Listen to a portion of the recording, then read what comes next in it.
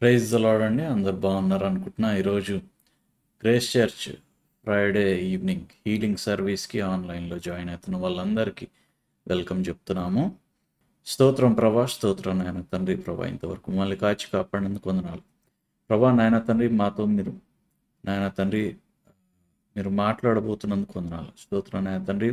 మేము ఎటువంటి పరిస్థితిలో ఉన్నామో నాయన తండ్రి బిడ్డలకి ఎటువంటి అనారోగ్యత నుండి స్వస్థత కావాలో నాయన తండ్రి, ఎటువంటి పరిస్థితి నుండి విడుదల కావాలో నాయన తండ్రి మీరు ఎరిగి ఉన్నారు నాయన తండ్రి. ప్రభా, అందరితో మీరు మాట్లాడుతున్నందుకు వందనాలు ప్రభా. నీ వాక్యం మేము ధ్యానిస్తుండగా నాయన తండ్రి, నా తలంపులు కాదు కానీ నీ తలంపులు, నా ఆలోచనలు కాదు కానీ నీ ఆలోచనలు నాయన తండ్రి. నీ మాటలు ప్రభా నా ద్వారా మాట్లాడమని వేడుకుంటున్నాం నాయన తండ్రి. ఎటువంటి ఆటంకం లేకుండా నాయన తండ్రి నిరాటంకంగా వాక్యం ప్రకటింపబడటానికి మీరు ఇస్తున్న కృపను బట్టి వందనాలు. Thank you Jesus. స్తోత్రం నాయన తండ్రి. వినవాక్యం మా హృదయాల్లో నూరంతలుగా ఫలించలాగా మీరు కృపను అనుగ్రహిస్తున్నందుకు వందనాలు. థ్యాంక్ యూ జీసస్ నాయన తండ్రి. వాక్యం వింటుండగానే బిడ్డలలో స్వస్థత కలుగుతున్నందుకు వందనాలు. Thank you Jesus. యేసు నామములో ప్రార్థన అడిగి పెట్టుకుంటున్నాం తండ్రి. Amen, amen. Praise the Lord అండి. Praise the Lord. మనము ఈరోజు వాక్య ధ్యానంలోకి వెళ్దాం. మనం ప్రతి శుక్రవారం ఇలా హీలింగ్ సర్వీస్ జరిగించుకుంటున్నాము. ప్రతి శుక్రవారం మన సంఘ కాపరి పాస్టర్ జ్ఞాన్ రెడ్డి గారు హీలింగ్ సర్వీస్ నడిపిస్తారు ఆన్లైన్లో. ఈరోజు వాళ్ళకి కుదరట్లేదు. సో నేను ముందుగా ఈ వాక్యం మన కోసం రికార్డ్ చేసి పెట్టడం జరుగుతుంది. సరే, మనం వాక్య ధ్యానంలోకి వెళ్దాం. ఈరోజు లూకా సువార్త, మొదటగా లూకా సువార్త 2 వాక్య భాగాలు మనం చూస్తామండి. లూకా సువార్త 4వ అధ్యాయము 24 నుంచి 27వ వచనం వరకు, ఆ తర్వాత 2 రాజుల గ్రంథం 5వ అధ్యాయంలో మనం చూడడం జరుగుతుంది. ముందుగా లూకా సువార్త 4వ అధ్యాయము 24వ వచనం. Praise the Lord. Thank you Jesus. Hallelujah. Gospel of Luke chapter 4 verse 24. మరియు ఆయన ఏ ప్రవక్తయు స్వదేశమందు హితుడు కాడని మీతో నిశ్చయముగా చెప్పుచున్నాను. ఏలియా దినములయందు 3 ఏండ్ల 6 నెలలు ఆకాశము మూయబడి దేశమందంతటను గొప్ప కరువు సంభవించినప్పుడు ఇజ్రాయేలీలో అనేక మంది విధవరాండ్రు ఉండినను ఏలియా సీదోనులోని సారెపతు అని ఊరిలో ఉన్న యొక్క విధవరాలి యొద్దకే గాని మరి ఎవరి యొద్దకును పంపబడలేదు. మరియు ప్రవక్త అయిన ఎలీషా కాలమందు ఇజ్రాయేలులో అనేక కుష్ఠరోగులుండినను సిరియా దేశస్థుడైన నయమాను తప్ప మరి ఎవడును శుద్ధి నొందలేదని నేను మీతో నిశ్చయముగా చెప్పుచున్నాను. Praise the Lord. యేసు ప్రభు ఇక్కడ ఒక మాట చెప్తున్నాడు. ఏంటంటే, ప్రవక్త తన సొంత ప్రదేశంలో హితుడు కాడని మీతో నిశ్చయముగా చెప్తున్నాను అని అన్నాడు. హితుడు అంటే గొప్పవాడు, అంటే యాక్సెప్ట్ చేయరు. సొంత వాళ్ళు ఒక ప్రవక్తని యాక్సెప్ట్ చేయరు. సొంత వాళ్ళు సొంత ఊరిలో ఆయనని యాక్సెప్ట్ చేయలేదు. ఎందుకు అంటే ఆయన ఎవరో బాగా తెలుసు అన్నమాట. వాళ్ళకి చిన్నప్పటి నుంచి చూశారు. ఈయన కొత్తగా చెప్పేది ఏముంటుంది మాకు అని యేసు ప్రభు మాటలు వాళ్ళు రిసీవ్ చేసుకోలేదన్నమాట. కానీ ఇక్కడ ఏమంటున్నాడంటే, బయట కనిపించే దాన్ని బట్టి మనం, అంటే వీళ్ళు చెప్పే దాంట్లో ఏముంది అనుకునేది కాకుండా, చెప్పే వాక్యం మనం చూసినప్పుడు అది ఎవరైనా సరే దేవుని మాట మాట్లాడినప్పుడు ఆ వాక్యానికి ఒక ఒక ఒక ఆ వాక్యంతో దేవుని శక్తి తోడై ఉంటుంది. సో ఒక మాట మనము నమ్మి అది పలికినప్పుడు దేవుని పరిశుద్ధాత్మ యొక్క శక్తి ఆ మాటని నిజ స్వరూపంలోకి తీసుకురావడానికి దేవుని శక్తి పనిచేస్తూ ఉంటుంది అన్నమాట. ఆ మాట రిసీవ్ చేసుకోవడం మనకి ఇంపార్టెంట్. సో దేవుని మాట వైపు చూడటం ఇప్పుడు యేసు ప్రభువుని ఎలా చూశారంటే, ఈయన మనకు తెలిసిన వాళ్ళే కదా, ఈ చిన్నప్పటి నుంచి చూశాం కదా, ఈయన మరియా యోసేపు వాళ్ళ కొడుకు కదా, ఈయన వీళ్ళ వీళ్ళ సహోదరులు మనకు తెలుసు కదా అని వాళ్ళు ఆయన మాటలు రిసీవ్ చేసుకోలేదన్నమాట. ఏమైందంటే ఎవరో బయట వాళ్ళు రిసీవ్ ఎందుకంటే ఆయన గురించి ఇదంతా చూడలేదు కాబట్టి ఆయన చెప్పిన మాటలు రిసీవ్ చేసుకున్నారు. వీళ్ళు చిన్నప్పటి నుంచి చూసేసరికి అది ఈయనే కదా, ఈయన ఏం చెప్తాడు అని అనుకొని ఆయన మాటలు రిసీవ్. సో ఇక్కడ ముందుగా మనం ఈరోజు హీలింగ్ సర్వీస్ అనుకున్నాం, స్వస్థత కూడిక. ఎవరెవరికి ఎటువంటి అనారోగ్యతలు ఉన్నాయి, ఎటువంటి డిసీజెస్ అయినా, ఎటువంటి శారీరకంగా ఎటువంటి ప్రాబ్లం ఉన్నా సరే మనం ఈరోజు చూడవలసింది ఏంటంటే దేవుని వాక్యం ఏం చెప్తుంది. ఎందుకంటే ఆ వాక్యం వెనకాల ఒక శక్తి ఉంటుంది, పరిశుద్ధాత్మ శక్తి. ఆ వాక్యం వెనకాల ఆ వాక్యంని నిజస్వరూపంలోకి తీసుకురావడానికి ఆయన సిద్ధంగా ఉంటాడనమాట. సో ఇప్పుడు దానికి 2 ఉదాహరణలు చెప్పాడు. ఏలియా దినాల్లో కరువు వచ్చినప్పుడు ఇజ్రాయెల్లో అనేక మంది విధవరాణులు ఉన్నా సరే ఏలియా అని సీదోను ప్రాంతంలో ఉన్న విధవరాలి దగ్గరకు పంపించాడంట. ఆమె పోషణ పొందింది కరువులో. ఎందుకు అంటే ఆమె ఏలియా చెప్పిన మాటని రిసీవ్ చేసుకుంది, ఆ దేవుని మాటని రిసీవ్ చేసుకుంది అన్నమాట. అందుకనే ఆమె పోషింపబడింది. కరువులో ఆమె ఇంట్లో గిన్నెలో పిండి అయిపోలేదు, బుడ్డిలో నూనె అయిపోలేదు 3.5 సంవత్సరాలు. తర్వాత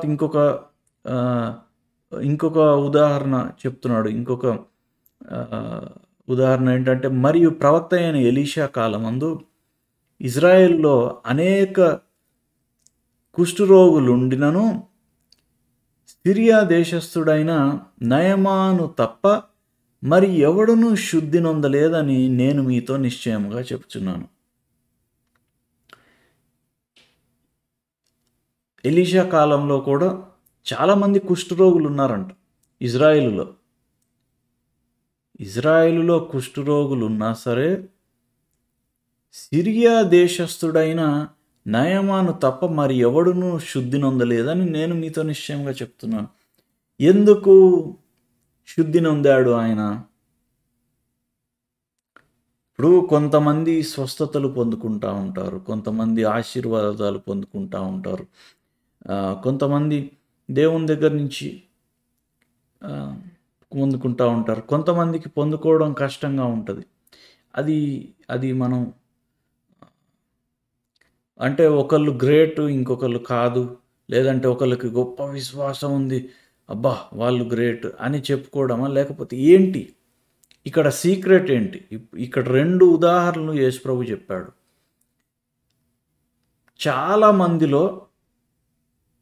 చాలామంది ఉన్నారంట విధవరాండు, కానీ ఒక్క ఆమెనే ఆశీర్వాదం పొందుకుంది.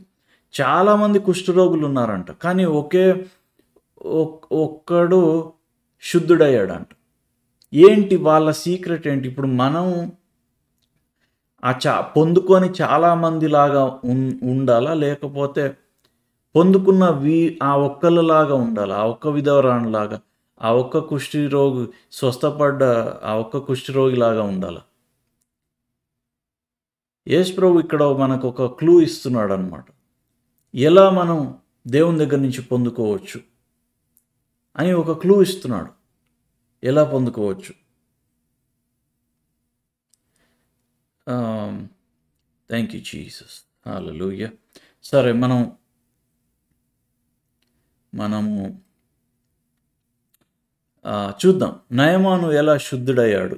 ఆ సిరియా దేశస్థుడైన నయమాను ఎలా శుద్ధుడయ్యాడో చూద్దాం. ఏంటి ఆయనకున్న స్పెషాలిటీ ఏంటి? ఆయనే ఎందుకు శుద్ధుడయ్యాడు? ఇజ్రాయెల్లో ఉన్న కుష్ఠరోగులందరూ ఎందుకు శుద్ధులు అవ్వలేదు?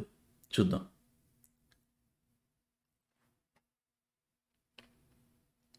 రెండు రాజులు గ్రంథము 5వ అధ్యాయం 1వ వచనం నుండి కొన్ని వచనాలు మనం చదువుకుందాం. 2 Kings chapter 5 beginning from verse 1. రెండు రాజుల గ్రంథం 5వ అధ్యాయం 1వ వచనం నుండి చదువుకుందాము.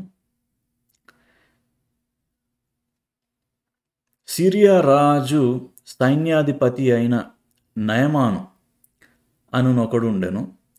అతని చేత యెహోవాయే సిరియా దేశమునకు జయము కలుగజేసి ఉండెను గనుక అతడు తన యజమానుని దృష్టికి గనుడై దయ పొందినవాడాయను. అతడు పరాక్రమశాలి అయి ఉండెను కానీ అతడు కుష్ఠరోగి. ఇక్కడ చూడండి, మహాపరాక్రమశాలి అయి ఉండెను కానీ అతడు కుష్ఠరోగి. సిరియా దేశం ఉంది, ఇజ్రాయెల్ దేశానికి పొరుగు దేశం అన్నమాట. ఇజ్రాయెల్ దేశం నికి నార్త్ సైడ్ ఉంటుంది సిరియా దేశం. ఇప్పటికీ ఉంది ఆ దేశం. సో అక్కడ ఉన్న రాజు దగ్గర ఒక సైన్యాధిపతి ఉన్నాడంట. అతని పేరు నయమాన్. అతను గొప్ప జయం పొందాడు యుద్ధాల్లో. కాబట్టి రాజు దగ్గర అతనికి మంచి పేరు ఉంది, అతనికి మంచి పలుకుబడి ఉంది, అంతా బాగుంది. అతడు మహాపరాక్రమశాలి అంటే గొప్ప యోధుడు, గొప్ప సైనికుడు అన్నమాట. అంత బాగానే ఉంది. కానీ అతడు కుష్ఠరోగి. మన జీవితాల్లో కూడా కొన్నిసార్లు ఇలా అంతా బాగానే ఉంటుంది, కానీ ఏదో ఉంటుంది అన్నమాట. ఏదో ఉంటుంది. అందరూ మంచిగా ఉంది, నీ లైఫ్ బాగుంది అని అంటుండొచ్చు, కానీ ఎక్కడో ప్రాబ్లం ఉంటుంది, ఎక్కడో ఒక ఇబ్బంది ఉంటుంది, ఎక్కడో ఒక థ్యాంక్ యూ జీసస్, ఏదో కొదువ అయి ఉంటుంది, ఒకటి కొదువ అయి ఉంటుంది. సో ఈరోజు దేవుడు మనతో ఏం చెప్తున్నాడంటే, ఏది కొదువై ఉండకుండా నువ్వు అన్ని విషయాల్లో వర్ధిల్లి, అన్ని విషయాల్లో దేవుని జీవం, అన్ని విషయాల్లో దేవుని సమాధానం, అన్ని విషయాల్లో ఆయన ఆశీర్వాదం కలిగి ఉండాలని ఆయన ఉద్దేశం. ఇదంతా బాగానే ఉంది కదా, ఇది ఒక్కటి ఏదో భూమి మీద ఉన్నంతకాలం అడ్జస్ట్ అవుదాంలే అనుకోవాల్సిన అవసరం లేదు. యేసు ప్రభు మనల్ని ప్రతి విషయం నుండి విడిపించాడు.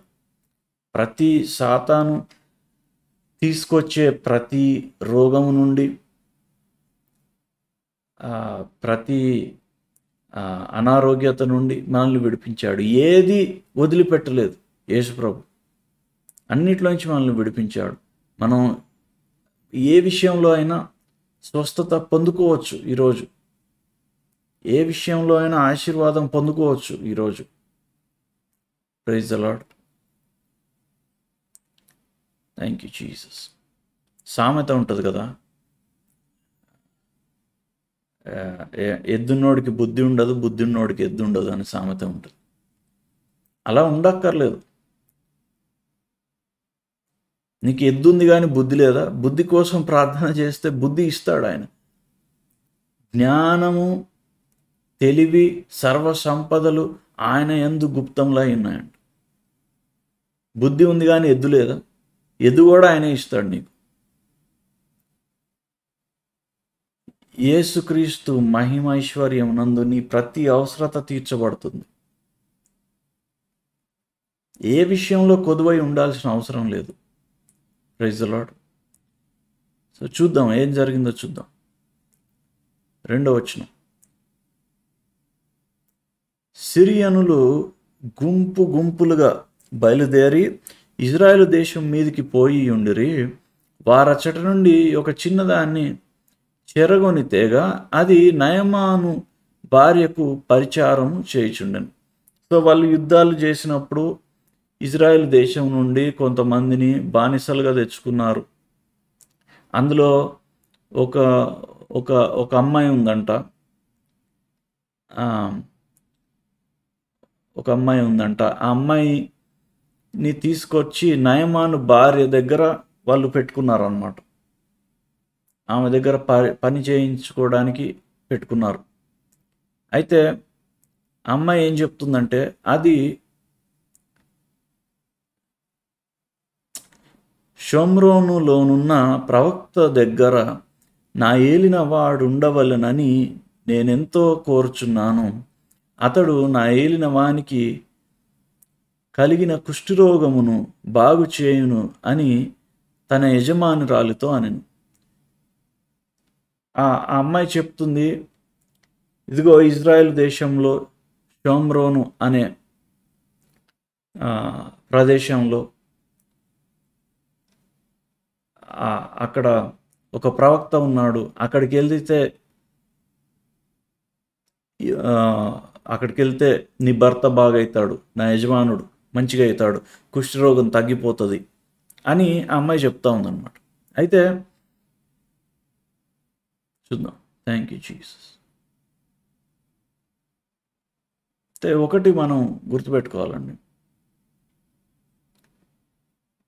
మన గురించి కూడా వేరే వాళ్ళు అలా చెప్పుకోవాలి. పలాని వాళ్ళ దగ్గరికి వెళ్తే నీ కుష్ఠరోగం నయం అవుతుంది, పలాని వాళ్ళ దగ్గరికి వెళ్తే నీ రోగం నయం అవుతుంది అని చెప్పుకునేలాగా ఉండాలి మనం కూడా. ఇప్పుడు దేవుని సంఘంలో సంఘ కాపరి ఒక్కడే స్వస్థత కోసం ప్రార్థన చేయాల్సిన అవసరం లేదు. సంఘంలో ప్రతి ఒక్కళ్ళు ఇలాగే ఉండాలి. మనం స్వస్థత పొందుకోవాలి, ఇతరులకి కూడా మనం స్వస్థత ఇవ్వగలగాలి. ఇతరులు చెప్పుకోవాలి, బయట మన గురించి చెప్పుకోవాలన్నమాట. వాళ్ళ దగ్గరికి వెళ్తే వాళ్ళు ప్రార్థన చేస్తే రోగాలు నయమైపోతాయి. Praise the lord. ఇంకా మనం చూద్దాం 4వ వచనం. నయమాను రాజునొద్దకు పోయి ఇజ్రాయేలు దేశపు చిన్నది చెప్పిన మాటలను అతనికి తెలియజేయగా, సిరియా రాజు, నేను ఇజ్రాయేలు రాజునకు దూత చేత పత్రిక పంపించేదనని ఆజ్ఞ ఇచ్చాను గనుక అతడు 20 మణుగుల వెండియు 1,20,000 రూపాయల బంగారమును 10 దుస్తుల బట్టలను తీసుకొని పోయి ఇజ్రాయేలు రాజునకు పత్రికను అప్పగించాను. ఏంటంట, సిరియా ఇప్పుడు నయమాను సిరియా రాజు దగ్గరికి వెళ్ళాడు. ఇదిగో ఇజ్రాయెల్ నుంచి వచ్చిన అమ్మాయి ఇలా చెప్తుంది, అక్కడికి వెళ్తే ప్రవక్త దగ్గరికి వెళ్తే నాకు స్వస్థత కలుగుతుందని చెప్తుంది. అంటే సరే, నేను ఇజ్రాయెల్ రాజుకి రికమెండేషన్ పంపిస్తా, నువ్వు వెళ్దువు కానీ అని చెప్పి ఇజ్రాయెల్ రాజుకి ఒక మెసేజ్ పంపించి,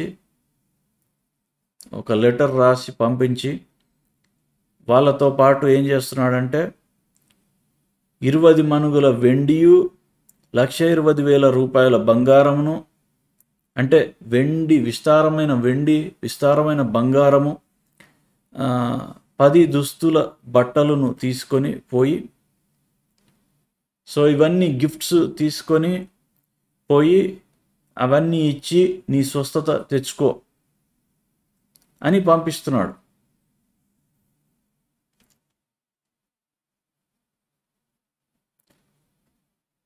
ఇంకా చూద్దాం. ఆ పత్రికలో ఉన్న సంగతి ఏదనగా, సో ఆ లెటర్లో రాశాడు, ఏం రాశాడు? నా సేవకుడైన నయమానునకు కలిగిన కుష్ఠరోగము నీవు బాగు చేయవలనని ఈ పత్రికను అతని చేత నీకు పంపించి ఉన్నాను అని రాశాడు. తర్వాత ఏం జరిగింది? 7వ వచనం. ఇశ్రాయేలు రాజు ఈ పత్రికను చదివి వస్త్రములు చింపుకొని, చంపుటకును బ్రతికించుటకును నేను దేవుడనా? ఒకనికి కలిగిన కుష్ఠరోగమును మాన్పు అని నా యొద్దకు ఇతడు పంపుట ఏమి? నాతో కలహమునకు కారణము అతడు ఎట్లు వెతుకుచున్నాడో మీరు ఆలోచించుడా నేను. సో ఇజ్రాయెల్ రాజు దగ్గరికి వచ్చారు. ఆ సిరియా రాజు పంపించిన మెసేజ్ ఆయన చూశాడు. కుష్ఠరోగి నా దగ్గర, నా సేవకుడైన నయమాను ఉన్నాడు, అతని కుష్ఠరోగం ఉంది, అతన్ని బాగు చేయి అని పంపించాడు లెటర్. ఇప్పుడు వేరే వాళ్ళు మన దగ్గరకు వస్తారు, నాకు రోగం ఉంది, నన్ను బాగు చేయండి అని వచ్చినప్పుడు మనం ఏం చెప్పాలి? వాళ్ళకి మనం ఏం చెప్పాలి?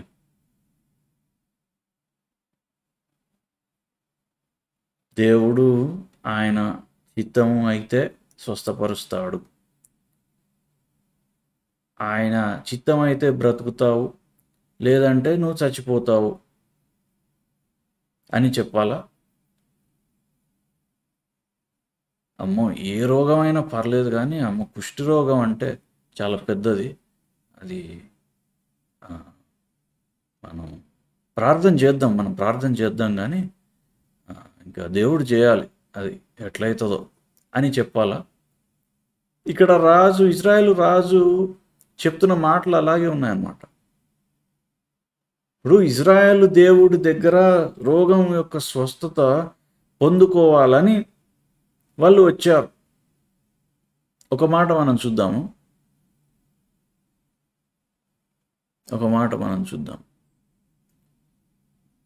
నిర్గమకాండము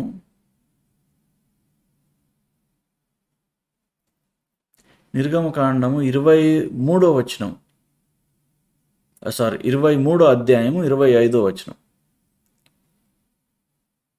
ఎక్సోడస్ చాప్టర్ 23 వర్స్ 25. నిర్గమకాండము 23వ అధ్యాయము 25వ వచనం. ఏమంటున్నాడు? నీ దేవుడైన యెహోవానే సేవింపవలెను, అప్పుడు ఆయన నీ ఆహారమును నీ పానమును దీవించును, నేను నీ మధ్య నుండి రోగము తొలగించెదను. ఏమంటున్నాడు? And I will take sickness away from the midst of you. నేను నీ మధ్య నుండి రోగము తొలగించెదను. యాక్చువల్గా ఈ మాట హెబ్రీ భాషలో మనం చూసినట్లయితే రోగము తొలగించెదను అనే మాట, దాని అర్థము హెబ్రీ భాషలో రాయబడిన దానికి అర్థం ఏంటంటే రోగం యొక్క అంటే రోగాన్ని ఆఫ్ చేస్తా, నీ నీ నీ శరీరంలో ఉన్న రోగాన్ని నేను ఆఫ్ చేస్తా, అంటే లైట్ ఆఫ్ చేసినట్టు. లేకపోతే మనం ఒక నల్ల విప్పితే నీళ్ళు వస్తాయి కదా, ఆ నల్ల మూసేసినట్టు నీ మధ్యలో ఉన్న రోగాన్ని నేను ఆఫ్ చేస్తా, దాన్ని బంద్ చేస్తా, అది పని చేయకుండా చేస్తా. ఎప్పుడు చేస్తాడంట? నీ దేవుడైన యెహోవానే సేవింపవలెను. So you shall serve the Lord your God, and he will bless your bread and your water, and I will take sickness away from your midst. రోగం ఎలా పోతుందంట? నీ దేవుడైన యెహోవాను సేవించడం అంటే ఏంటండి? సేవించడం అంటే ఏదో మొక్కుబడులు చేసుకొని నువ్వు నన్ను బాగు చేస్తే నేను ఇంత చెల్లిస్తా నీకు అని అన్యులు చేసినట్టుగా కాదు సేవించడం అంటే. సేవించడం అంటే ఆయన చెప్పిన మాట వినడం. ఆయన చెప్తున్న మాటలు మనం అంగీకరించడం. ఆయన మాటని రిసీవ్ చేసుకోవడం మన హృదయంలోకి. విన్న వాక్యాన్ని మనం, అవును ప్రభువా నీ వాక్యం నాకు జీవం అని దానికి విలువ ఇచ్చి ఆ వాక్యాన్ని మనం పొందుకోవడం, ఆయన సేవించడం అంటే. అప్పుడు ఏమవుతుందంట, నీ మధ్యలో ఉన్న రోగాన్ని, నీలో ఉన్న రోగాన్ని యొక్క లైట్ ఆయన స్విచ్ బంద్ చేసినట్టు, స్విచ్ ఆఫ్ చేసినట్టు ఆ రోగాన్ని ఆఫ్ చేస్తాడంట. ఎందుకంటే నువ్వు ఆయన మాట నీలో పని చేసినప్పుడు రోగం అనేది చీకటి. ఆయన వాక్యం ఏంటి? ఆయన వాక్యము వెలుగు. ఒక మాట మనం చూద్దాము. యోహాను సువార్త 1వ అధ్యాయము 1వ వచనం. ఆది అందు వాక్యము ఉండెను, వాక్యము దేవుని యొద్ద ఉండెను, వాక్యము దేవుడై ఉండెను. సో ఫస్ట్ ఏముందంట? సృష్టిలో ఏమి లేకముందు ఫస్ట్ ఏముంది? వాక్యం ఉందంట. ఆ వాక్యం ఎక్కడ ఉంది? దేవుని యొద్ద ఉందంట. ఆ వాక్యమే దేవుడై ఉండెను. వాక్యమే దేవుడు. నాకు దేవుడు కనిపిస్తే బాగుండు, యేసు ప్రభు నా కలలోకి వస్తే బాగుండు అని అనుకోవాల్సిన అవసరం లేదు. ఇక్కడ మన చేతిలో ఇచ్చాడు ఆయన వాక్యం. ఇదే యేసు ప్రభు. వాక్యము యేసు ప్రభు అంట. ఆయన అట్లా అని చెప్పి ఈ బైబిల్ మనం తల కింద పెట్టుకొని పడుకుంటే అంత బాగా మంచిగా అయిపోతుంది అని కాదు. బైబిల్ ఎంత తల కింద పెట్టుకున్నా బైబిల్ తల కింద కాదు ఉండాల్సింది. బైబిల్ తలలోకి వెళ్ళాలి, మన ఆలోచనలోకి వెళ్ళాలి. యెహోవా వాక్యం ఉంది దీవారాత్రము ధ్యానించువాడు ధన్యుడు అని చెప్తే, ఈ వాక్యము ఈ కాగితాల్లోంచి మన ఆలోచనలోకి, మన హృదయంలోకి, మన నోట్లోకి వెళ్ళాలన్నమాట. అప్పుడు పనిచేస్తుంది అది. అయితే ఇంకా ఏమంటున్నాడు? వాక్యము దేవుడై ఉండెను, ఆయన ఆది అందు దేవుని యొద్ద ఉండెను, సమస్తమును ఆయన మూలముగా కలిగెను, కలిగి ఉన్నది ఏది ఆయన లేకుండా కలగలేదు. 4వ వచనం. ఆయనలో జీవం ఉండెను, ఆ జీవము మనుష్యులకు వెలుగై ఉండెను. చూడండి, ఆయనలో జీవం ఉందంట. ఆయన ఎవరు? ఆయన వాక్యం. ఆ వాక్యములో జీవం ఉందంట. ఆ జీవము మనుషులకు వెలుగై ఉండెను. ఇప్పుడు చూడండి ఇంకా 5వ వచనం. ఆ వెలుగు చీకటిలో ప్రకాశించుచున్నది గాని చీకటి దాన్ని గ్రహింపకుండెను. సో ఎప్పుడైతే ఈ వాక్యంని మనం రిసీవ్ చేసుకుంటామో అప్పుడు ఆ వాక్యం మనలోకి వెళ్ళినప్పుడు వెలుగు మనలోకి వెళ్తుంది. దేవుని వెలుగు మనలోకి వెళ్తుంది. ఆ వెలుగు ఉన్న దగ్గర చీకటి ఉండలేదన్నమాట. ఇప్పుడు గదిలో చీకటిగా ఉంది, లైట్ వేస్తే చీకటి పోతుంది. సో ఎప్పుడైతే వాక్యం అనే వెలుగు మనలోకి వెళ్తుందో అప్పుడు చీకటి, దానికి సంబంధించిన ప్రతిదీ వెళ్ళిపోతుంది అన్నమాట. అంటే రోగం కూడా వెళ్ళిపోతుంది, మనలో ఉంచి రోగం వెళ్ళిపోతుంది. అది చెప్తున్నాడు నిర్గమకాండంలో. ఇప్పుడు మళ్ళీ మనం 2 రాజులలోకి వెళ్దాం. 7వ వచనం, 5వ అధ్యాయం. 2 రాజులు 5వ అధ్యాయం 7వ వచనం. సో ఇప్పుడు ఏంటి? ఇజ్రాయేల్ రాజు దగ్గరికి వచ్చినప్పుడు ఇజ్రాయేల్ రాజు ఏమంటున్నాడు? ఇజ్రాయేల్ రాజు ఈ పత్రికను చదివి వస్త్రములు చింపుకొని, నేనెట్లా స్వస్థపరుస్తా, నేనెట్లా చేస్తాను, చంపుటకు బ్రతికించుటకు నేను దేవుడనా, ఒక్కని కలిగిన కుష్ఠిరోగము మాన్పుమని నా యొద్దకు ఇతడును పంపుట ఏమి? చర్చికి స్వస్థత పొందుకోవడానికి చర్చికి వెళ్తున్నాం, లేకపోతే దేవుని బిడ్డల దగ్గరికి వెళ్తున్నాం అని చెప్పుకుంటే బయట క్రైస్తవులు అన్న వాళ్ళే కూడా హేళన చేస్తూ ఉంటారు.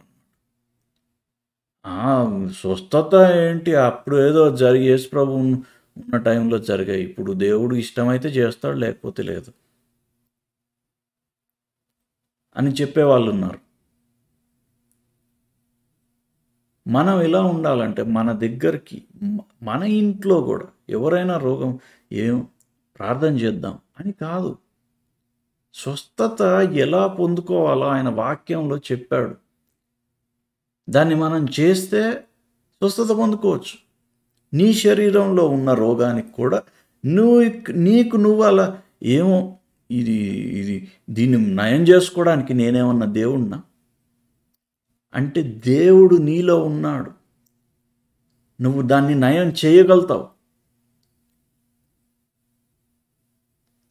Praise the Lord. సో చూద్దాం. అట్లా చెప్పిన తర్వాత 8వ వచనంలో,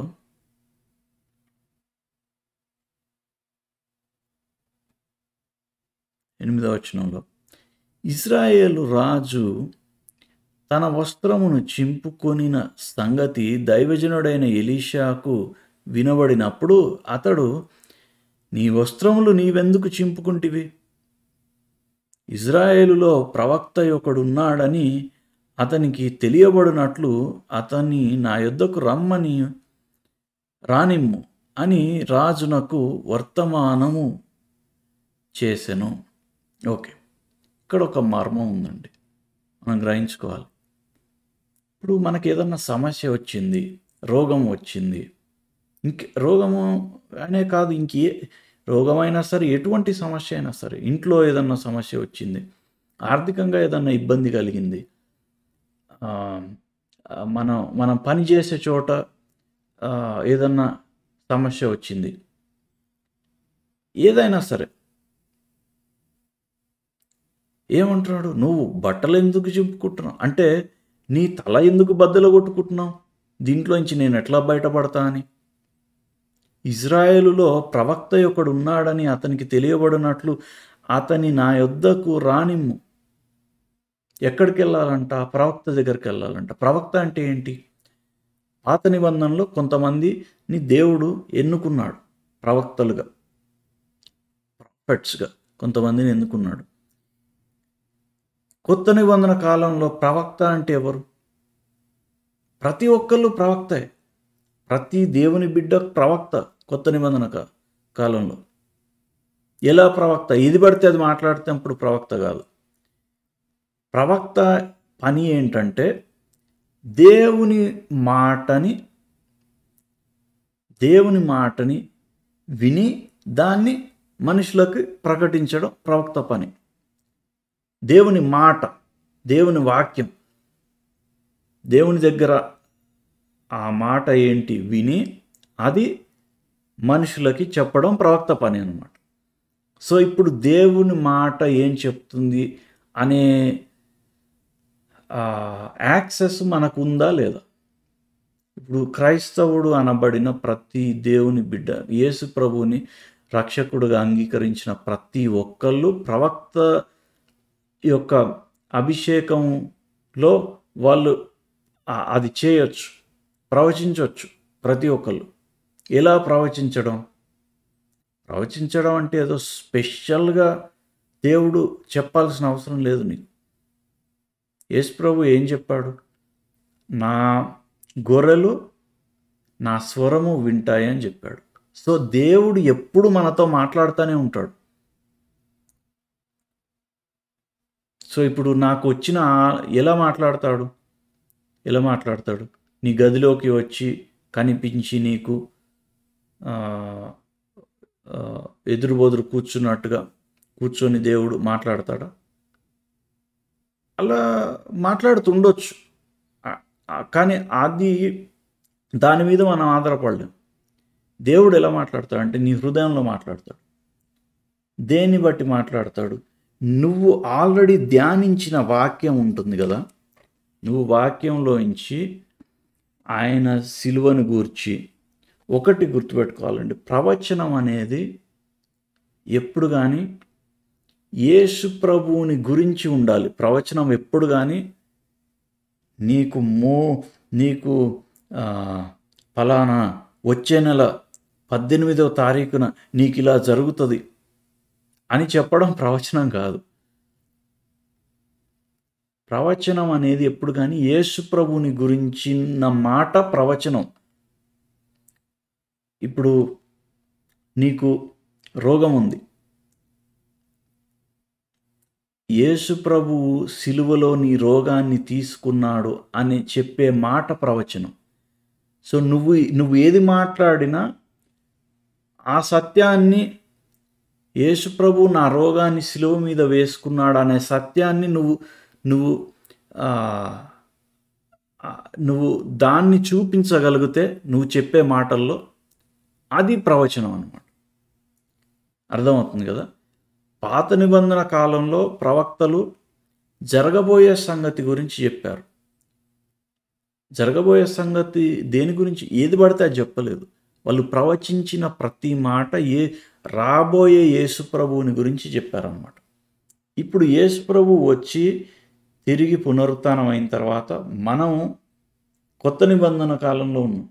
మనం ఏమి ప్రవచించాలంటే ఆల్రెడీ వచ్చిన యేసు ప్రభువుని గురించి ప్రవచించాలన్నమాట. సో ప్రవచనం అనేది ఎప్పుడు కానీ యేసు ప్రభువు మీద బేస్ అయి ఉంటుంది. సో ఇది ఒకటి గుర్తుపెట్టుకోవాలి. అయితే ఇక్కడ ఏం చెప్తున్నాడు, ఇజ్రాయేలులో ప్రవక్త ఉన్నాడని అతనికి తెలియబడినట్లు అతన్ని నా యొద్దకు రానిమ్ము. సో ఇప్పుడు ప్రవక్త దగ్గరికి వెళ్ళటం అంటే ఏంటి? దేవుని మాట దగ్గరికి వెళ్ళటం. నువ్వు నీ సమస్యలోంచి, నీ రోగంలోంచి ఎట్లా బయటపడతాను మొర్రో అని తలబద్దలు కొట్టుకోవడం ఎందుకు? నువ్వు బట్టలు జింపుకోవడం ఎందుకు? కింద పడి మీద పడి ఏడవటం ఎందుకు? ప్రభువా నన్ను ఎప్పుడు కాపాడుతావు? నాకు ఈ రోగం నుంచి ఎప్పుడు విడుదల ఇస్తావు? నేను తట్టుకోలేకపోతున్నా, ఎందుకు నన్ను ఇలా పరీక్షిస్తున్నావు అని అనుకోవడం ఎందుకు అని ప్రవక్త అంటున్నాడు. ఇజ్రాయెల్ దేశంలో ప్రవక్త ఉన్నాడు కదా, నీలో ప్రవచించే ఆత్మ ఉన్నాడు కదా, నీలో పరిశుద్ధాత్మ దేవుడు ఉన్నాడు కదా, ఆయన దగ్గరకు వెళ్ళాలి. దేవుని వాక్యం దగ్గరికి వెళ్ళాలి. దేవుని మాట నీ దగ్గర ఉంది. సో ఇక్కడ ఏం చెప్తున్నాడు? నా సమస్యకి పరిష్కారం లేదు అని అనుకోవటం కాదు. సమస్య నీ దగ్గరికి వచ్చినప్పుడు ఈ సమస్యకి పరిష్కారం దేవుని వాక్యంలో ఉంది అని గ్రహించటం. ఈ రోగానికి సమాధానం, ఈ రోగానికి స్వస్థత దేవుని వాక్యంలో ఉంది అని గ్రహించటం, అది చేయాలన్నమాట మనం. సో ఈరోజు మనం స్వస్థత గురించి మనం మాట్లాడుకుంటున్నాం. యేసు ప్రభు చెప్పాడు, ఇజ్రాయెల్ దేశంలో అనేక మంది కుష్ఠరోగులు ఉన్నారు, కానీ ఒకే ఒక్కడు స్వస్థపరచబడ్డాడు.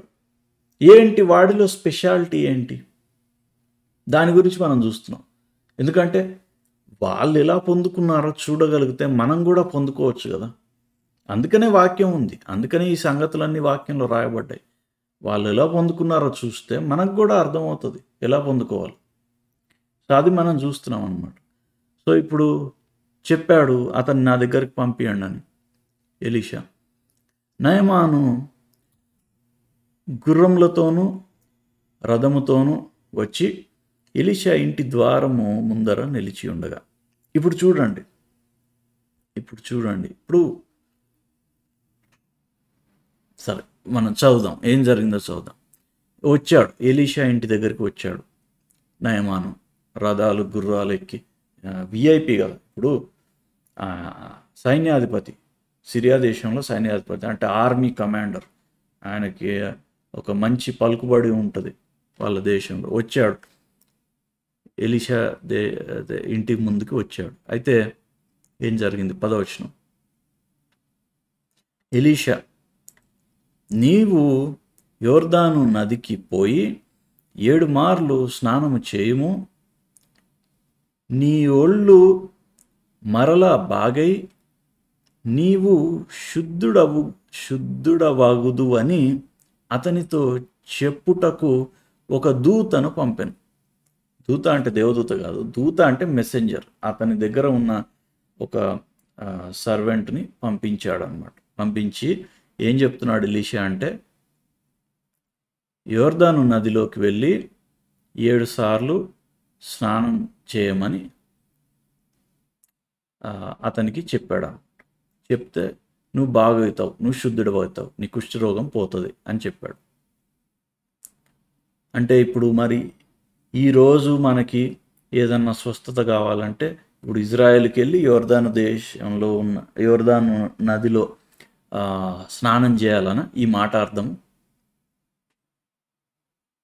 అది కూడా ఏంటి, 7 మార్లు స్నానం చేస్తే నువ్వు బాగవుతావని చెప్పాడు. 7 మార్లు ఎందుకు చెప్పాడో మనకు తెలియదు. ఆయనతో దేవుడు ఏం మాట్లాడాడో, ఎందుకు అలా 7 మార్లు అని చెప్పాడో తెలియదు. ఒకవేళ ఆయన 3 మార్లు అని చెప్పుంటే 3 మార్లకే పనిచేసేది. 15 సార్లు అని చెప్పుంటే 15 సార్లకి పనిచేసేది. ఇక్కడ పాయింట్ ఏంటంటే, ఇప్పుడు వెళ్ళి యోర్దాను నదిలో మనందరం మునగాలని కాదు. పాయింట్ ఏంటంటే, దేవుని మాట నీ నోట నుంచి వచ్చినప్పుడు దానికి ఒక శక్తి ఉంటుంది. ఆ మాట ఎప్పుడైతే నీ నోట్లోంచి, ఎలీషా నోట్లోంచి 7 మార్లు నువ్వు వెళ్ళి యోర్దానులో మునుగు, నువ్వు శుద్ధుడవైతావు అని చెప్పేసరికి ఆ మాటతో పాటు దానికి ఒక శక్తి విడుదలవుతుంది అన్నమాట, దేవుని శక్తి. సో నువ్వు కూడా అలాగే మాట్లాడినప్పుడు దానికి ఒక శక్తి, దేవుని శక్తి దాన్ని నీ శరీరంలో ఆ వాక్యాన్ని నిజస్వరూపం చేయడానికి అది పనిచేస్తూ ఉంటుంది. సో ఇప్పుడు మనం చూద్దాం. అలా చెప్పమని అతను ఒక మెసెంజర్ని, ఒక దూతని పంపించాడు. అయితే అందుకు నయమాను కోపము తెచ్చుకొని తిరిగి పోయి ఇట్లా సో కోపం వచ్చింది నయమానికి. ఎందుకు? ఏమంటున్నాడు? అతడు నా యొద్దకు వచ్చి నిలిచి తన దేవుడైన యెహోవా నామమును బట్టి తన చేయి రోగముగా ఉన్న స్థలము మీద ఆడించి కుష్ఠరోగము మాన్పునని నేను అనుకొంటిని. చూడండి, ఇది ఎంత పవర్ఫుల్ అండి. యేసు ప్రభు ఈ ఉదాహరణ గురించి చెప్పాడు. చాలామంది కుష్ఠరోగులు ఉన్నారు, కానీ ఒకే ఒకడు బాగయ్యాడు. వాడు కూడా బయట నుంచి వచ్చినవాడు. ఎందుకు బాగయ్యాడో మనం చూస్తున్నాం. అతనిలో స్పెషాలిటీ ఏంటి? అతనేమన్నా దేవునికి ఏమన్నా స్పెషల్ ఆయన? కాదు. అతడు పొందుకున్నాడు స్వస్థతని. ఎలా పొందుకున్నాడో మనం చూద్దాం. ఏమనుకున్నాడంట ఆయన? నయమాన్ ఏమనుకున్నాడంట? దేవుని సేవకుడు, ప్రవక్త నా బయటికి కూడా రాలేదు, నేను అంత దూరం నుంచి ప్రయాణం చేసి వస్తే బయటికి కూడా రాలేదు.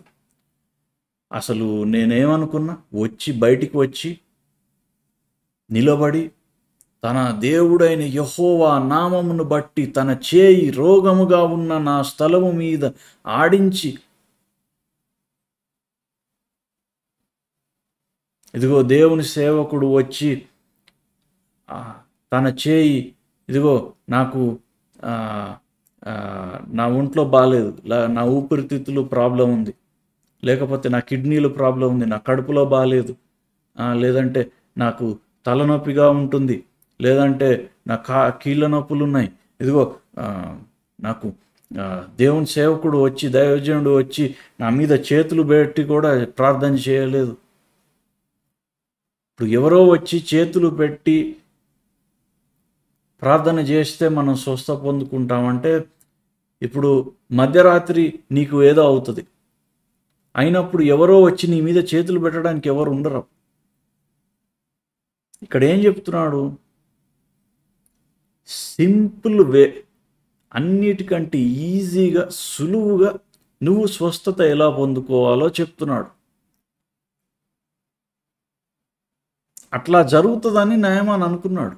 అతను బయటికి వచ్చి ఏదో పెద్ద గట్టిగా ప్రార్థన చేసి చేయి పెట్టి నువ్వు స్వస్థత పడ్డు, ఇదిగో నువ్వు బాగవు అని చెప్తాడేమో అని అనుకున్నాడు.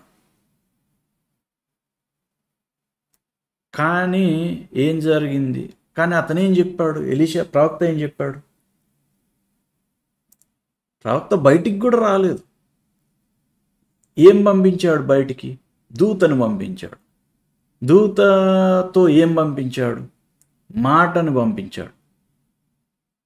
ఏమిటి ఆ మాట?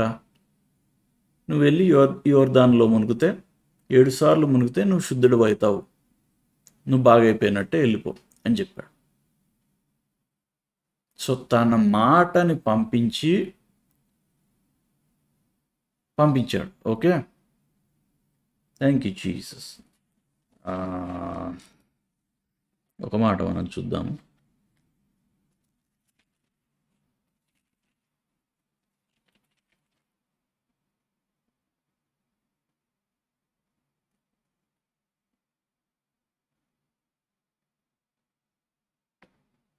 నూట 7వ కీర్తన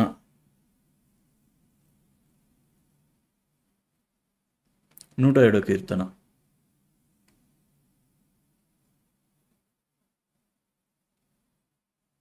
కీర్తనల గ్రంథము 107వ కీర్తన 20వ వచనం మనం చూద్దాం.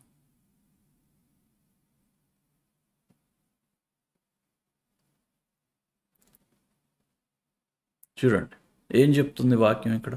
ఆయన తన వాక్కును పంపి వారిని బాగు చేసెను. ఆయన వారు పడిన గుంటలో నుండి వారిని విడిపించెను. ఎలా విడిపించాడంట? తన వాక్కును పంపి, తన వాక్యాన్ని పంపి. ఇప్పుడు దేవుడు నీ గదిలోకి వచ్చి, ఇప్పుడు కొన్ని సాక్ష్యాలు మనం వింటూ ఉంటాం. వాళ్ళు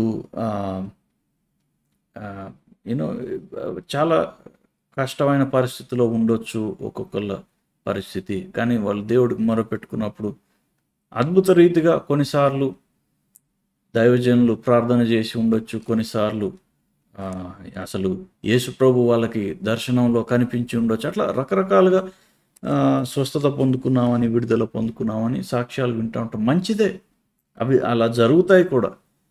కానీ ఇక్కడ ఈజీ మెథడ్, ఇప్పుడు నువ్వు అవన్నీ నాకు ఎప్పుడు అవుతుందో దానికంటే ఈజీ మెథడ్, ఎవరైనా పొందుకోవచ్చు. ఇది ఎవరైనా యేసు ప్రభువుని రక్షకుడుగా అంగీకరించిన ప్రతి బిడ్డ ఎవరైనా ఇలా స్వస్థత పొందుకోవచ్చు, ఇలా దేవుని దగ్గర నుంచి ఆశీర్వాదాలు పొందుకోవచ్చు. ఏంటంట? ఆయన తన వాక్కును పంపి వారిని బాగు చేశాను. He sent his word and healed them.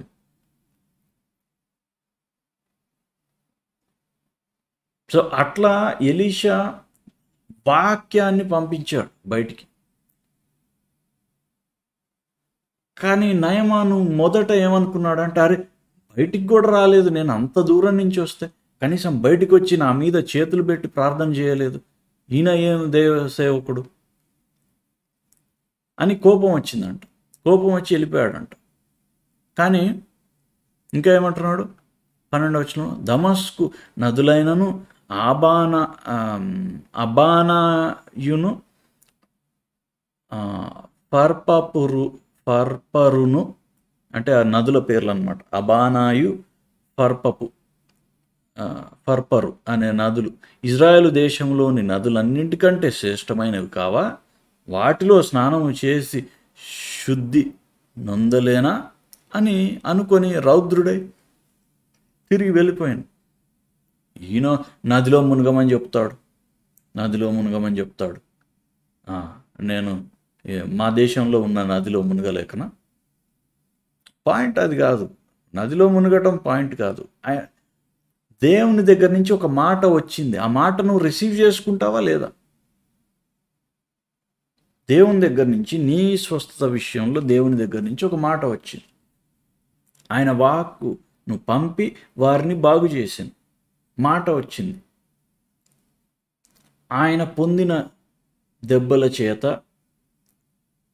మనము స్వస్థత నొందుచున్నాము అనే మాట వచ్చింది. ఆ మాట మనం రిసీవ్ చేసుకుంటామా లేదా అనేది పాయింట్ అన్నమాట. ఆయన శరీరాన్ని ఇప్పుడు ఆయన శరీరాన్ని జ్ఞాపకం చేసుకుంటూ మనం వాక్యదానం అయిన తర్వాత కమ్యూనియన్లోకి మనం వెళ్తాము, ముగించుకుంటున్నామండి. కమ్యూనియన్లోకి వెళ్ళినప్పుడు దేవుని బల్లలో పాల్గొంటున్నప్పుడు ఆయన శరీరాన్ని జ్ఞాపకం చేసుకొని నా కోసం, నా రోగాల కోసం ఆయన నలుగొట్టబడ్డాడు కదా, నా శరీరంలో ఇది ఉండటానికి వీల్లేదు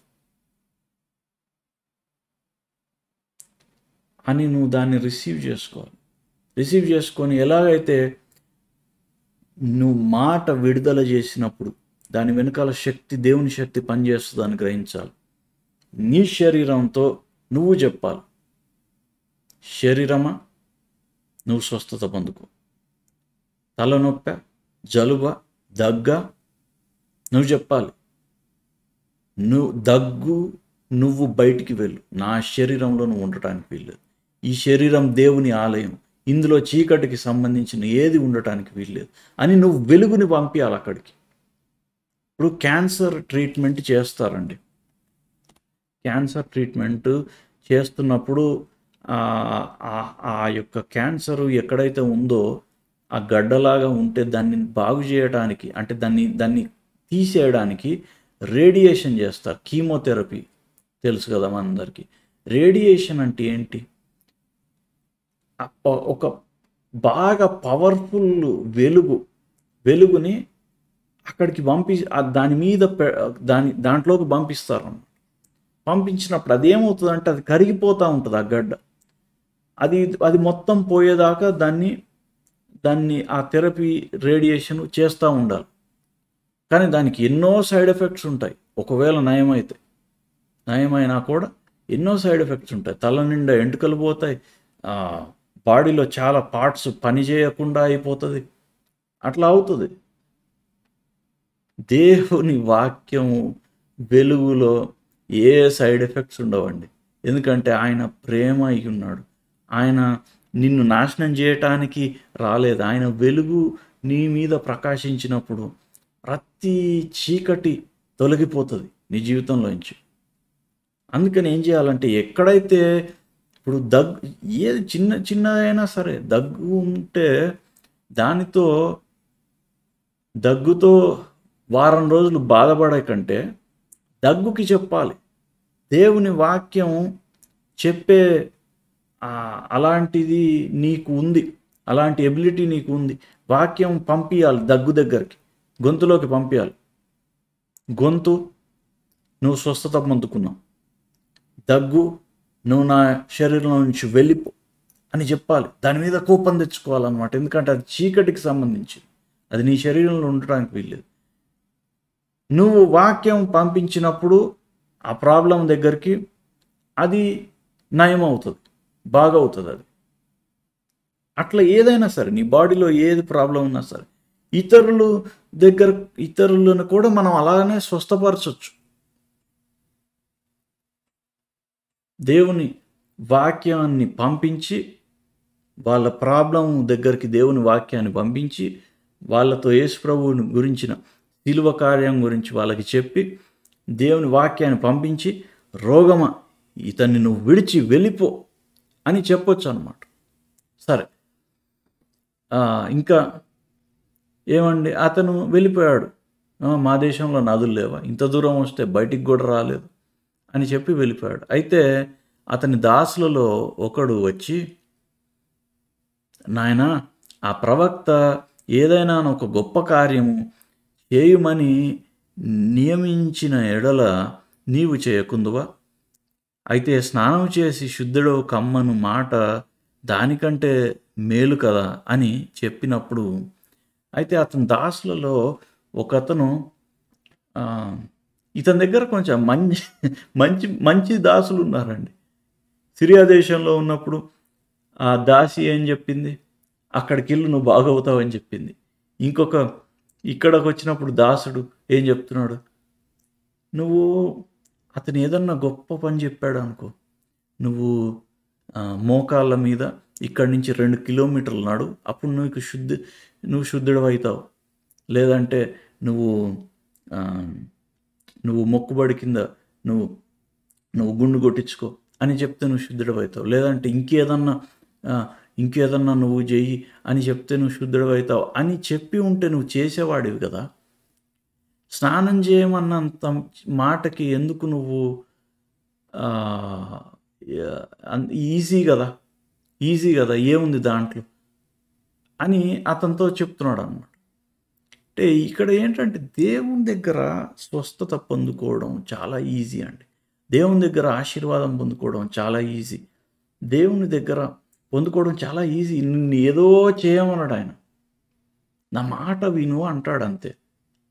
నా మాట రిసీవ్ చేసుకో అని అంటాడు. అదే ఆయన అడిగేది. నువ్వు 20 రోజులు ఉపవాసం ఉండమని, లేదంటే నువ్వు ఈ మొక్కుబడి చేయి ఆ మొక్కుబడి చేయి అని అడగడు ఆయన. ఈజీగా పొందుకోవచ్చు. చాలా ఈజీ దేవుని దగ్గర పొందుకోవడం. సో అతడు పోయి ఆ దాసుడు చెప్పిన తర్వాత సరే అని చెప్పి అతను అవును కదా ఇందులో ఏముంది అని తన మనసు మార్చుకున్నాడు అన్నమాట. తన మనసు కఠినం చేసుకోలేదు.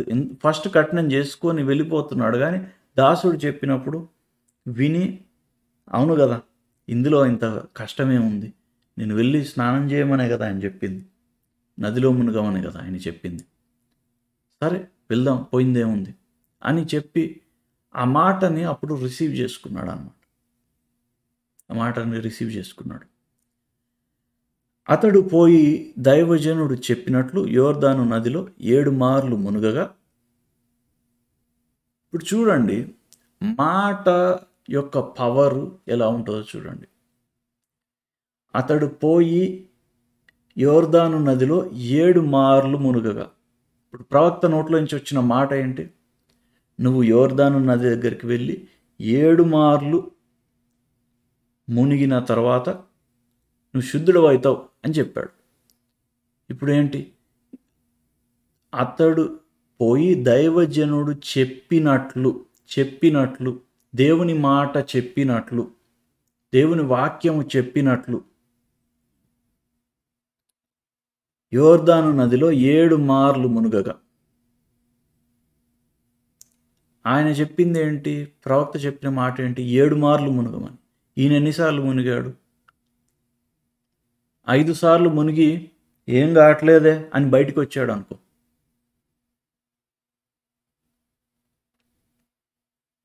ఐదు సార్లు మునిగిన తర్వాత ఏం జరగట్లేదని బయటకు వచ్చాడు అనుకోండి, స్వస్థత కలుగుతుందా? కలగదు. ఎందుకంటే చెప్పిన మాట ఏంటి? 7 మార్లు మునగమని. సో మాటకి నీ నోట్లో నుంచి వచ్చే ప్రతి మాటకు అంత పవర్ ఉంటుంది, అంత శక్తి ఉంటుంది. ఎందుకంటే దాని వెనకాల దేవుని శక్తి పనిచేస్తుంది. సో ఇక్కడ గ్రహించాల్సింది ఏంటంటే మాట విడుదల చేసింది, చెప్పింది చెప్పినట్టు జరుగుతుంది. అందుకని యేసు ప్రభు ఇతని ఎగ్జాంపుల్ చూపించి, చాలామంది కుష్ఠరోగులు ఉన్నారు, చాలామంది దైవజనుడి దగ్గరకు వచ్చి ప్రార్థన చేయించుకొని ఉంటారు, కానీ స్వస్థత ఈయన ఒక్కడే పొందుకున్నాడు. ఎందుకంటే దేవుని మాట ఏంటి అని గ్రహించి ఆ మాటని చెప్పింది చెప్పినట్టుగా రిసీవ్ చేసుకున్నాడు. సో 7 మార్లు మునుగగా అది అతని దేహము పసిపిల్ల దేహము వలెనై అతడు శుద్ధుడాయను. ఎలా అయిందంట? అతని దేహం పసిపిల్ల దేహం అయిందంట, చిన్న పిల్లల చర్మం లాగా అయిందంట. స్వస్థత దేవుని దగ్గర నువ్వు స్వస్థత పొందుకున్నప్పుడు కేవలము అంత మటుకు బ్యాండేడ్ వేసి పంపాడు, నూతనంగా చేస్తాడు. నీ అవయవాల్ని, నీ బలాన్ని నూతనంగా చేస్తాడు. నీ మోకాళ్ళని నూతనంగా చేస్తాడు, నీ కిడ్నీలను నూతనంగా చేస్తాడు, నీ చర్మాన్ని నూతనంగా చేస్తాడు. దేవుడు ఇచ్చినప్పుడు సంపూర్ణంగా ఇస్తాడు, సంపూర్ణంగా ఇస్తాడు. అతని వయసు ఎంత ఉందో తెలియదు. ఇంకా అతను యుద్ధంలో ఎన్నో సంవత్సరాలు సైనికుడిగా పెరిగాడు, సైనికుడి ట్రైనింగ్లో పెరిగాడు, యుద్ధం చేశాడు. సో చాలా చర్మం మీద చాలా గాయాలు ఉండొచ్చు, యుద్ధంలో జరిగిన గాయాలు, ఎన్నో మరకలు ఉండొచ్చు, అన్నీ పోయినాయి అన్నమాట.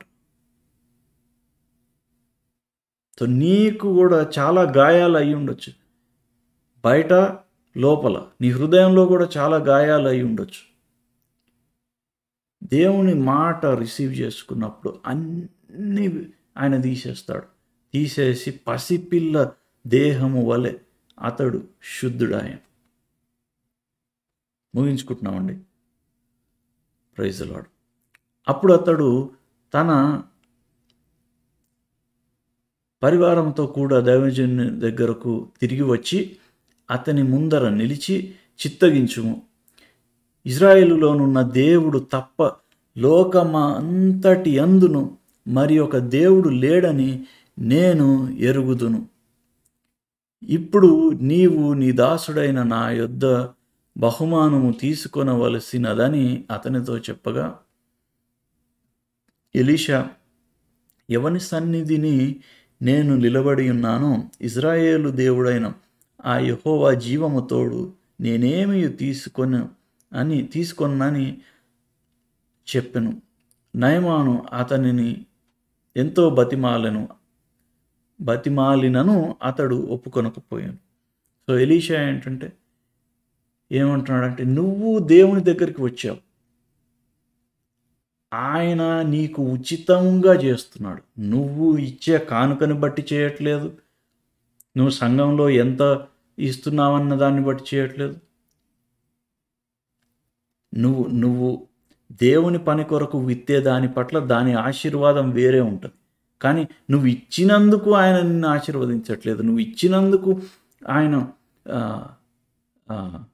మనం సంఘంలో విత్తుతున్నాం అంటే ఒక మాట గుర్తుపెట్టుకోవాలండి, దేవుడు మనల్ని ఆశీర్వదించాడు కాబట్టి మనం ఇస్తున్నాం అని గ్రహించుకోవాలి. సో ఇక్కడ ఇతను ఏమనుకుంటున్నాడంటే, నేను ఈ దేవుడు ఏమడుగుతాడో నా దగ్గర నన్ను బాగు చేయాలంటే. ఇప్పుడు మన కుటుంబంలో వాళ్ళ కోసం ఒక్కొక్కసారి ప్రార్థన చేస్తూ ఉంటాం. ప్రభా నా భర్తను స్వస్థపరచు, ప్రభా నా భార్యను స్వస్థపరచు, ప్రభా నా పిల్లల్ని స్వస్థపరచు, లేదంటే నాకు నాకు ఇవన్నీ ఈ ఆశీర్వాదాలన్నీ నాకేమొద్దు ప్రభా, ఇదొక్కటి చేస్తే చాలు, కావాలంటే ఇవన్నీ నువ్వు తీసేసుకో అని ప్రార్థన చేస్తూ ఉంటాం. ఆయన అలాంటి దేవుడు కాదండి. ఉచితంగా మనకిచ్చాడు. యేసు ప్రభువుని, తన కుమారుని మనకిచ్చాడు. అతనితో పాటు సమస్తం మనకు అనుగ్రహించాడని మనకి వాక్యం చెప్తా ఉంది. సో అది మనము గ్రహించుకోవాలి. Thank you Jesus. హల్లెలూయా. చాలా ఈజీ అండి, స్వస్థత పొందుకోవటం చాలా ఈజీ. దేవుని దగ్గర దేవుని మాటని మనం రిసీవ్ చేసుకున్నప్పుడు ఆ మాట మన శరీరంలో పనిచేస్తుంది. Thank you Jesus. అలానే మనం కూడా ఆ దేవుడిచ్చిన అధికారాన్ని మన శరీరం మీద, మన కుటుంబాల మీద దేవుడిచ్చిన అధికారాన్ని వాడి చీకటిలో పనిచేసే రోగాల్ని, చీకటిలో పనిచేసే దుష్టాత్మ శక్తుల్ని అన్నిటినీ మన మాటని విడుదల చేసి దేవుని వెలుగు మనం ప్రకాశింపజేసినప్పుడు ఆ రోగాలన్నీ వెళ్ళిపోతాయి అన్నమాట. Praise the Lord. సో ఇంతవరకు చాలండి ఈరోజు. సో ఇది స్పెషాలిటీ. నయమాను ఎందుకు పొందుకున్నాడు అంటే, ఆయన ఒకటే ఒక స్పెషాలిటీ ఆయనది ఏంటంటే, దేవుని మాటని, ప్రవక్త దగ్గర నుంచి వచ్చిన మాటని రిసీవ్ చేసుకున్నాడు అన్నమాట. అందుకనే స్వస్థత పొందుకున్నాడు. Praise the Lord. మనం కూడా అలాగే మన జీవితాల్లో ఈరోజు గ్రేస్ చర్చ్లో ఆన్లైన్లో ఈరోజు ఈ వాక్యం వింటున్న వాళ్ళందరి జీవితాల్లో కూడా ఎక్కడెక్కడ మనకి అవసరతలు ఉన్నాయి, ఎక్కడెక్కడ స్వస్థతలు కావాలి, ఈరోజు దేవుని మాటను మనం రిసీవ్ చేసుకొని మనందరం కూడా ఆయన పొందుకున్నట్టు ఆయనలాగా మనం కూడా పొందుకుంటామని నేను నమ్ముతున్నాను. Praise the Lord, praise the Lord. దేవుడి వాక్యాన్ని దీవించును గాక. ప్రైజ్ ద లార్డ్ అండి. మనం కమ్యూనియన్ తీసుకొని మనం ముగించుకుందాము. Thank you Jesus. మీ దగ్గర కమ్యూనియన్ ఎలిమెంట్స్, బల్ల ఎలిమెంట్స్ సిద్ధంగా ఉన్నట్లయితే తీసుకోండి. తినే పదార్థం ఏదైనా సరే, రొట్టె లేకపోతే, ద్రాక్షరసం లేకపోతే, తాగే పదార్థం ఏదైనా సరే, నీళ్ళైనా సరే దగ్గర పెట్టుకోండి. రొట్టె మీ చేతిలో పట్టుకోండి. రొట్టె మీ చేతిలో పట్టుకోండి. Thank you Jesus. మనం ఆయన శరీరాన్ని జ్ఞాపకం చేసుకొని మనం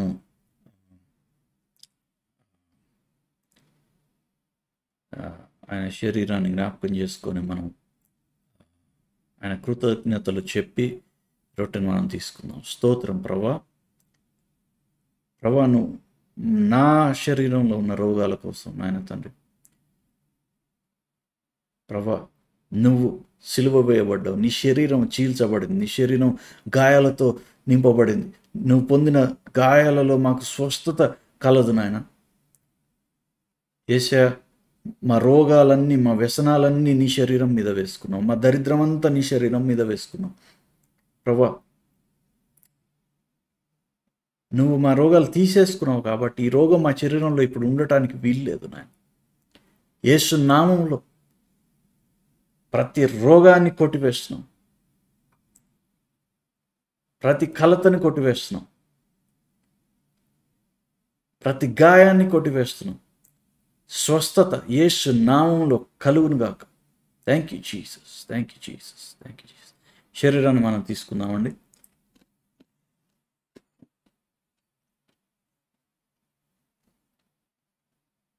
పాత్రను మీ చేతిలో పట్టుకోండి. ఆయన రక్తం కొరకు ఆయనకి కృతజ్ఞతలు చెప్తూ ఆయన రక్తాన్ని మనం తీసుకుందాం. ప్రభువా, నీ రక్తాన్ని బట్టి వందనాలు నాయన. నువ్వు సిలువలో కార్చిన ప్రతి రక్తపు బొట్టును బట్టి వందనాలు నాయన. నా కోసం, మా అందరి కోసం నాయన తండ్రి, మమ్మల్ని చీకట్లో నుంచి వెలుగులోకి నడిపించడానికి ప్రభా, మా పాపాల నుండి మమ్మల్ని విడిపించి మమ్మల్ని శుద్ధులుగా చేయటానికి నాయన తండ్రి, మమ్మల్ని నీతిమంతులుగా చేయటానికి నీ రక్తం వెలగబెట్టి మమ్మల్ని కొన్నావు నాయన. తండ్రికి కుమారులుగా, కుమార్తెలుగా మమ్మల్ని మార్చావు తండ్రి. యొక్క స్వాస్థ్యాన్ని మాకు అనుగ్రహించావు. Thank you Jesus. ప్రతి తీర్పు నుండి మమ్మల్ని కొట్టివేశావు, మమ్మల్ని విడిపించావు, మాకు విడుదల ఇచ్చావు నాయన తండ్రి. ఎటువంటి సాతాను తీసుకొచ్చి ఎటువంటి తీర్పు మా జీవితాల్లో పనిచేయటానికి వీల్లేదు. Thank you Jesus, thank you Jesus, thank you Jesus. గొర్రెపిల్ల రక్తము ద్వారా, మా నోటి సాక్ష్యం ద్వారా మేము జయిస్తున్నాం ప్రతి పరిస్థితిని. Thank you Jesus, thank you Jesus, thank you Jesus. నా కృతజ్ఞతలు చెప్తూ ఈ రక్తాన్ని మనం తీసుకుందామండి. Thank you Jesus. Praise the Lord, praise the Lord అండి. చిన్న ప్రార్థన చేసుకొని మనం ముగించుకుందాం. స్తోత్రం నాయన, స్తోత్రం ప్రభా తండ్రి. ఇంతవరకు మాతో మాట్లాడినందుకు వందనాలు నాయన తండ్రి. నీ వాక్యం నాయన తండ్రి ఎలా మేము విని దాన్ని రిసీవ్ చేసుకోవాలి నాయన తండ్రి, నువ్వు మాకు చూపించినందుకు వందనాలు నాయన తండ్రి. నీ వాక్యం ప్రభా, నీ వాక్యంలో మేము స్వస్థపరచబడిన వాళ్ళం అని చెప్తే మేము స్వస్థపరచబడిన వాళ్ళమే నాయన తండ్రి. దానికి విరోధంగా ఏ పరిస్థితి ఉన్నా దాన్ని యేసుక్రీస్తు నామంలో కొట్టివేస్తున్నాం నాయన తండ్రి. ఇది దాన్ని మేము మాట్లాడిన ప్రతి మాటని జరిగించడానికి ఆ మాట వెనుక పరిశుద్ధాత్ముడు సిద్ధంగా ఉన్నాడని మేము ప్రభా గ్రహించుకుంటున్నాము నాయన తండ్రి. ప్రభా, ఇదిగో ప్రభా తండ్రి, నాయన తండ్రి, ఇదిగో మాకు మా రోగము ఎంత గొప్పగా ఉంది, లేకపోతే ఇదిగో మా అనారోగ్యత ఎంత గొప్పగా ఉంది నాయన తండ్రి, దాని వైపు మేము చూడకుండా నాయన తండ్రి, నువ్వు చేసిన కార్యం వైపు మేము చూస్తున్నాం నాయన తండ్రి. దాన్ని ప్రవచనం అని గ్రహిస్తున్నాం నాయన తండ్రి. ప్రభా, మాకు మేమే ప్రవచించుకుంటున్నాం నాయన తండ్రి. Thank you Jesus. యేసు నామములో ప్రతి ఒక్కరం మేము స్వస్థత కలిగిన వాళ్ళం నాయన తండ్రి. యేసు నామంలో మేము ప్రతి ఒక్కరం నాయన తండ్రి మేము ఆరోగ్యంగా ఉండేవాళ్ళం నాయన తండ్రి. యేసు నామంలో మేము ఇతరులను స్వస్థపరిచే వాళ్ళం నాయన తండ్రి. యేసు నామంలో ప్రభా నాయన తండ్రి దెయ్యాలను వెళ్ళగొట్టే వాళ్ళం నాయన తండ్రి. యేసు నామంలో ఇదిగో ప్రభా గుడివారి కళ్ళు తెరిచే వాళ్ళం. యేసు నామంలో ఇదిగో చనిపోయిన వారిని తిరిగి లేపే వాళ్ళం నాయన తండ్రి. అట్లా మమ్మల్ని మేము చూసుకుంటున్నాం, అట్లా మా మీద మేము ప్రవచనం చెప్పుకుంటున్నాం నాయన తండ్రి. నీ వాక్యం మా జీవితాల్లో పనిచేస్తుందని మేము నమ్ముతున్నాం. Thank you Jesus, thank you Jesus. ఇదిగో ఈ క్షణమే స్వస్థతలు జరుగుతున్నాయి నాయన తండ్రి. Thank you Jesus, thank you Lord, thank you Jesus. యేసు నామంలో తండ్రి ప్రార్థన అడిగి పెట్టుకుంటున్నాం తండ్రి. Amen, amen, amen. Praise the Lord అండి, ప్రైజ్ ద లార్డ్. తిరిగి ఆదివారం రోజు ఉదయం లైవ్ స్ట్రీమ్ ఉంటుంది. ఆదివారం సండే సర్వీస్ ఉదయం లైవ్ స్ట్రీమ్ ఉంటుంది. మొదటి మెసేజ్ లైవ్ స్ట్రీమ్ ద్వారా మనం పంచుకోవడం జరుగుతుంది. సో మీకు తెలిసిన వాళ్ళకి వీడియో షేర్ చేయండి, ఛానల్కి సబ్స్క్రైబ్ చేసుకోండి, గ్రేస్ చర్చ్ ఛానల్కి. సో మళ్ళీ ఇక్కడ మనం ఇంతకుముందు జరిగిన లైవ్ స్ట్రీమ్స్ అన్నీ ఉంటాయి యూట్యూబ్లో. మళ్ళీ వెళ్ళి మనం వాక్యం వింటూ ఉంటే ఆ వాక్యం మనల్ని పురుగొలుపుతుంది, విశ్వాసాన్ని పురుగొలుపుతుంది.